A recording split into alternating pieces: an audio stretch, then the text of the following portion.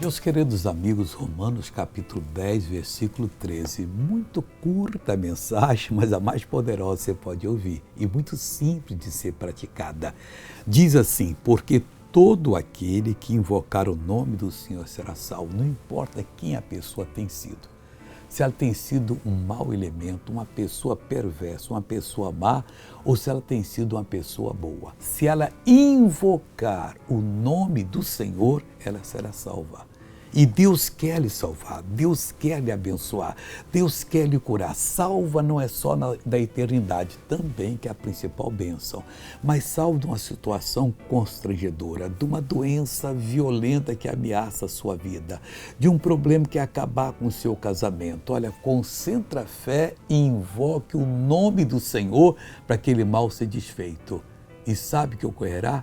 Aquele mal será desfeito em nome de Jesus Cristo, e você será liberto.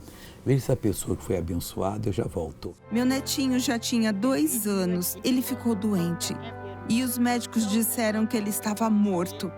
Eu disse ao médico que em nome de Jesus, ele não estava morto. Eu disse: Senhor, ele é um pequeno bebê, ressuscita ele também. No dia seguinte, quando fui lá na UTI, ele estava acordado para a glória do Senhor Jesus. Vamos aplaudir ao Senhor. Voltei para orar com você. Pai, nesse dia de Santa Ceia, de comunhão, eu quero que essa pessoa vá para a igreja para tomar posse da bênção. Prepara uma mensagem para o coração dela. Prepara o teu poder para operar segundo a fé que vai bater nesse coração. Pai, eu já oro para essa pessoa se realizar agora, repreendo todo o mal da vida dela, em nome de Jesus, e você diz amém.